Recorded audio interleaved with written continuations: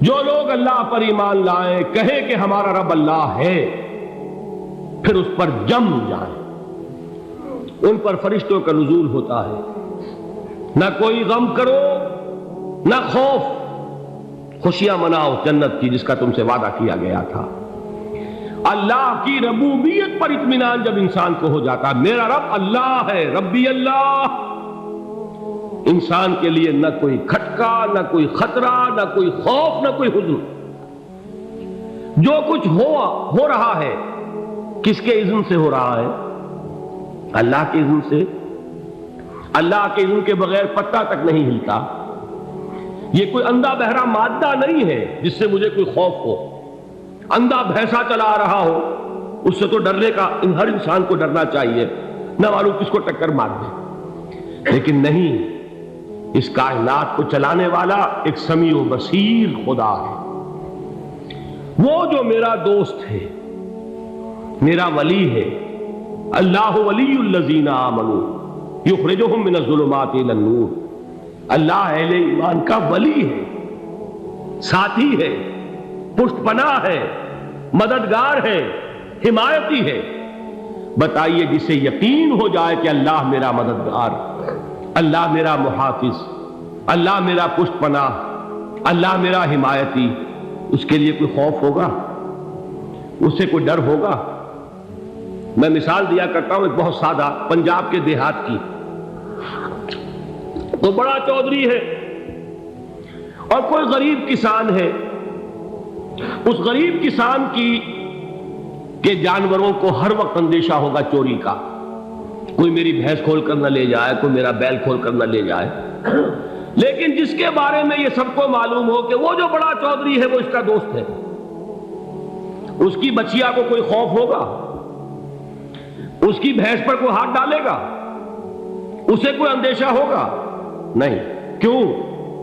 کہ وہ بڑا چودھری، بڑا اس کا یہاں کا سردار، جاگیردار، سب کو معلوم ہے وہ میرا دوست ہے، کوئی میرے خلاف اقدام نہیں کر سکتا۔ اس دنیا میں یہ چھوٹی سی بات اگر آپ کے دلی اطمینان اور سکون کا باعث بن سکتی ہے تو ذرا تصور کیجئے۔ میں لفظ تصور استعمال کروں گا صرف اس لیے کہ اس کا ہم جس کو کہتے ہیں ادراک اور شعور کر نہیں سکتے، اگر کے ساتھ کر سکتے۔ اگر یقین ہو کہ اللہ میرا مددگار اور یقین ہو کہ اللہ ہر آن میرے ساتھ ہے، پھر کوئی خوف؟ کس کا خوف؟ کوئی شے اللہ سے بالا تر ہے؟ کوئی قوت اس سے زیادہ طاقتور ہے؟ کوئی اس کے ارادے کو بدلنے والا ہے؟ کوئی اس کی مشیت کے آڑے آنے والا ہے؟ یہی بات ہے جو حضور نے فرمائی۔ یہ ایمان کا حاصل ہے لب لباب، کہ دیکھو اچھی طرح اس بات کو ذہن نشین کر لو، اگر تمام انسان مل کر تمہیں کوئی نقصان پہنچانا چاہے نہیں پہنچا سکتے، مگر جو کچھ اللہ نے لکھ دیا ہو، اور تمام انسان مل کر تمہیں کوئی نفع پہنچانا چاہے نہیں پہنچا سکتے، مگر وہ شے جو اللہ نے طے کر دی۔ آپ پھر میں کہوں گا ذرا طاری کیجئے، اسے فرض کیجئے، اسے سوچئے۔ اگر اس حدیث پر ہمارا دل ٹھکا ہوا ہو تو کسی سے ڈر ہوگا؟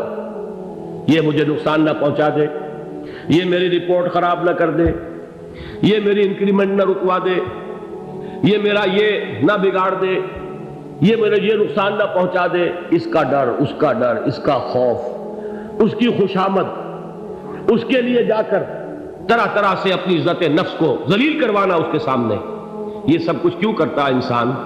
جب سمجھتا ہے کہ اس کے ہاتھ میں میرا کوئی نفع ہے، اس کے ہاتھ میں میرے لیے کوئی ضرر ہے، یہ مجھے کوئی غضب پہنچا سکتا ہے، یہ مجھے کوئی نقصان پہنچا سکتا ہے، یہ میرا کوئی کام بنا سکتا ہے، یہ میری کوئی ضرورت پوری کر سکتا ہے، اسی کا نام شرک ہے۔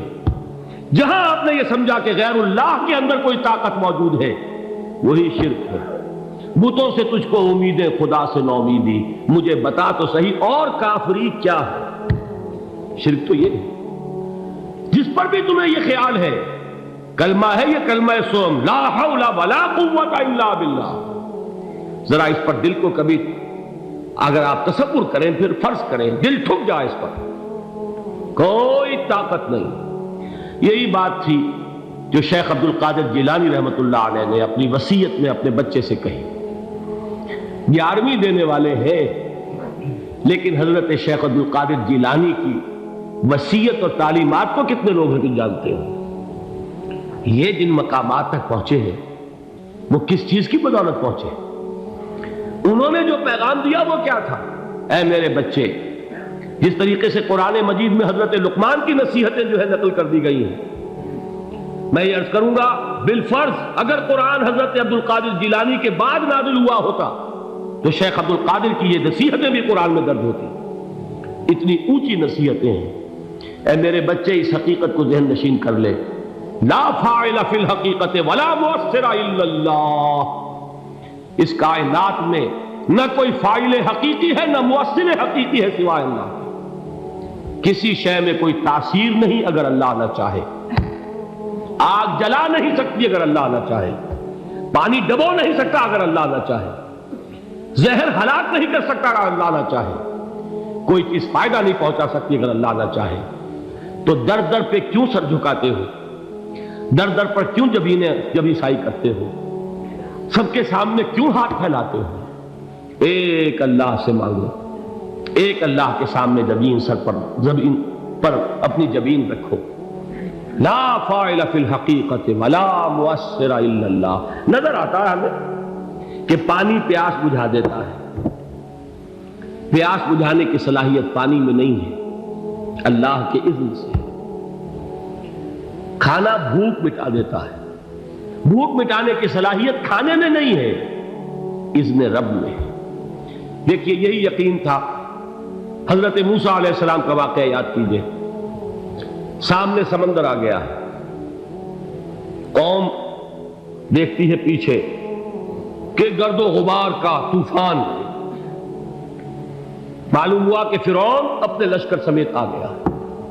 لشکر جب چلتا تھا تیز رفتاری کے ساتھ تو گرد و غبار کا جو طوفان اٹھتا تھا اس کا تصور کیجیے. اور لمحہ بلمحہ وہ قریب آ رہا ہے. پوری قوم نے کیا کہا؟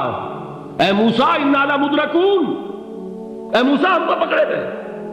قرآن مجید نے تو یہاں وہ باتیں نہیں لکھی ہیں، لیکن تورات میں یہ درج ہے کہ بنی اسرائیل جھگڑنے لگے، دست و گریبان ہو گئے موسیٰ کے ساتھ. موسیٰ نے یہاں مروایا لا کر، اس سے تو ہم ہی بہتر تھے. وہاں کھانے کو ملتا تھا، زندگی تو تھی، بیگار ہم کر رہے تھے، موت تو نہیں تھی. اب جو کچھ ہوگا اس کا تصور کرو، جس طریقے سے ہمارے ٹکڑے اڑائے جائیں گے. تو لڑ رہے ہیں حضرت موسیٰ علیہ السلام سے. یہ تورات کی تفصیل ہے. قرآن میں صرف اتنا آیا ہے، پریشان ہو کر انہوں نے کہا انا لمدرکون. موسیٰ ہم کو پکڑے گئے. اس وقت موسیٰ کا جواب کیا ہے؟ کلا ان معی ربی سیہدین. نہیں، میرے ساتھ میرا رب ہے، وہ راستہ دے گا. بتائیے کہاں راستہ نظر آ رہا ہے؟ یہ ہے ایمان بالغیب. راستہ نظر نہ آئے تب اللہ پر یقین ایمان ہے. جیب میں پیسے ہوں اور تب دل کو اطمینان ہے تو ایمان کس پر ہوا؟ پیسے پر، اللہ پر نہیں. جب وسائل و ذرائع نہ ہو اور پھر یقین ہو کہ اللہ مسبب الاسباب ہے، وہ اسباب کا پابند نہیں ہے، وہ اسباب کا محتاج نہیں ہے، اسباب اس کے محتاج ہے.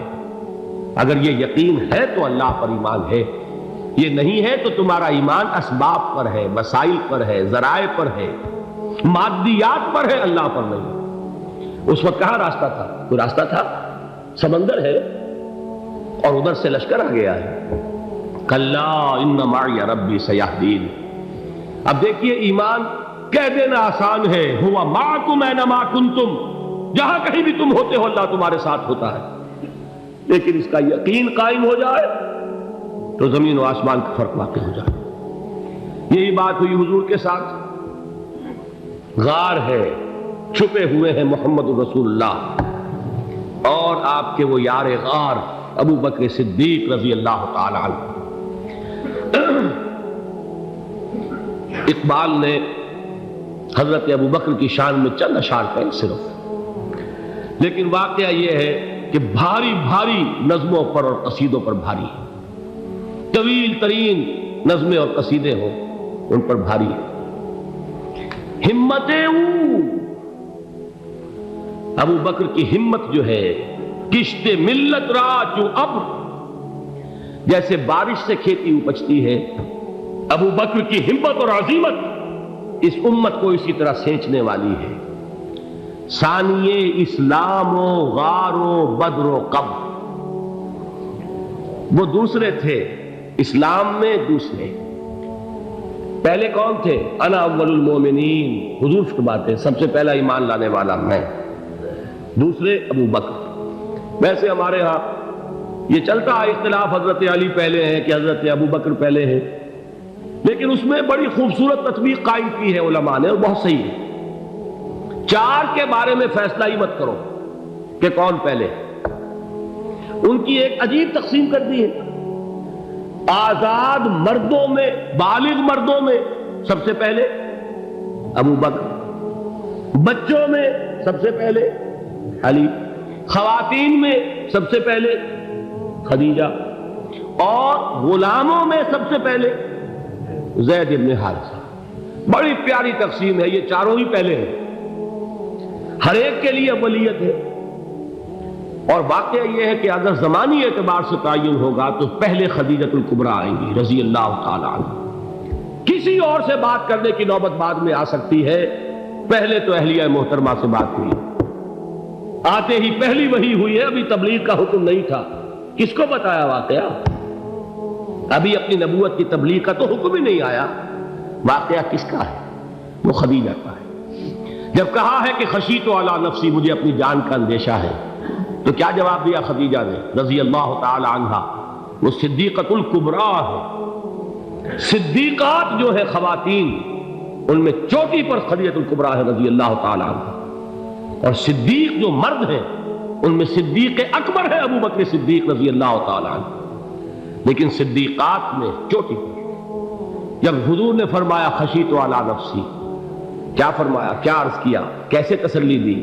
نہیں نہیں، اللہ آپ کو ضائع نہیں کرے گا، آپ غریبوں کے ہمدرد ہیں، آپ مساکین کے تکالیف رفع کرنے والے ہیں، آپ بیواؤں کی سرپرستی کرتے ہیں، آپ مسافروں کی خدمت کرتے ہیں، اللہ آپ کو ضائع نہیں کرے گا۔ یہ یقین ہے اس خاتون کے اندر۔ خیر وہ ایک علیحدہ بات ہو جائے گی۔ میرے دل پر حضرت خدیجہ رضی اللہ تعالیٰ عنہ کی شخصیت کا بڑا گہرا نقش ہے، جو وہ کوئی اور ہی وقت اور موقع ہوا تو بیان ہوگا۔ بہرحال اقبال نے ایک مصرے میں جو چار اولیتیں جمع کر دی ہیں، ہمت او کشت امت را چو ابر، ثانی اسلام و غار و بدر و قبر۔ اسلام میں حضور کے بعد پہلے کون؟ ابو بکر۔ غار میں حضور کے ساتھ کون؟ ابو بکر۔ بدر کی رات اللہ کا رسول سر سجود، وہ جھاڑ، وہ گھاس پھوس کی جو جھوپڑی بنائی گئی تھی، اور وہاں تلوار ننگی لے کر پہرا دینے والا کون؟ ابو بکر۔ اور اس حجرہ عائشہ میں محمد کے بعد سب سے پہلے دفن ہونے والا کون؟ ابو بکر رضی اللہ تعالی عنہ صلی اللہ علیہ وسلم۔ وہ جو معاملہ میں سنا رہا تھا غار ثور کا، حضرت ابو بکر بھی حضور کے خیال سے لرز گئے ہیں۔ آپ کو یاد ہوگا کہ جا کر پہلے تمام جتنے سوراخ تھے انہیں بند کیا ہے، ایک سوراخ رہ گیا تھا جس کو بند کرنے کے لیے کوئی کپڑا نہیں تھا، وہاں اپنی ایڑی رکھی ہے، تب کہا ہے حضور سے تشریف لائیے، اور اپنے زانو پر حضور کو لٹایا ہے، اور وہاں کسی موذی جانور نے کاٹا ہے، حضور کی آنکھ لگ گئی تھی، اس وقت اس بل کے اندر جو بھی بچھو ہے کیا ہے واللہ عالم، اس نے کاٹا ہے، اس کی تکلیف کی وجہ سے ابو بکر کی آنکھوں سے آنسو ٹپک گئے، حضور کے چہرے مبارک پر پڑے ہیں، تو حضور جاگے ہیں، معاملہ کیا ہے؟ ایڑی نہیں ہٹائی وہاں سے، مبادا وہ جانور وہاں سے نکل کر محمد الرسول اللہ کو کوئی گزن پہنچا دے، ابو بکر کی ایڑی ہے، جس طرح چاہے کھا لے، ختم کر دے، جان نکل جائے تب کوئی آنچ آئے، محمد پر تو آئے، لیکن جیتے جی نہیں۔ وہ ہے ابو بکر۔ حضور کے خیال سے اس وقت حضور نے پھر اپنا لعاب دہن لگایا ہے، اور اس سے پھر آپ کی تکلیف ختم ہوئی۔ جیسے خیبر میں حضرت علی کی آنکھ دکھ رہی تھی، اس کو جو شفا حاصل ہوئی ہے وہ بھی حضور کے لعاب دہن سے ہوئی۔ تو بہرحال اس وقت انہوں نے کہا ہے کہ اے نبی یا رسول اللہ، اگر اس وقت ان میں سے کسی نے غیر ارادی طور پر بھی اپنے قدموں کی طرف جھانک لیا تو پکڑے جائیں گے۔ کیا جواب تھا اللہ کے رسول کا؟ لا تحزن ان اللہ معنا، اللہ ہمارے ساتھ ہے، کیوں گھبراتے ہو ابو بکر؟ یہ ہے ایمان باللہ، میرا مالک اللہ، میرا رازق اللہ، میرا محافظ اللہ، میرا مددگار اللہ، میرا پشت پناہ اللہ، میرا دوست اللہ۔ یہ دوستی ہے اللہ کی جو لب لباب ہے، حاصل ہے ایمان کا، اسی کا نام ولایت ہے۔ اولیاء اللہ کے سروں پر سینگ نہیں ہوتے، جس کے دل میں ایمان راسخ ہو چکا ہو وہی اللہ کا ولی ہے، جسے اللہ پر یقین ہو چکا ہے وہی اللہ کا ولی ہے، جسے یقین ہے اللہ میرے ساتھ ہے، میرا مددگار، میرا پشت پناہ، میرا ساتھی، میرا دوست، میرا محبوب، میرا محب۔ اللہ اہل ایمان سے محبت کرتا ہے۔ واللہ یحب الصادقین، ان اللہ یحب الذین یقاتلون فی سبیلہ صفا کانہم بنیان مرصوص۔ اللہ محبت کرنے والا، اہل ایمان محبوب، اور اہل ایمان محبت کرنے والے اللہ محبوب۔ والذین آمنوا اشد حبا للہ۔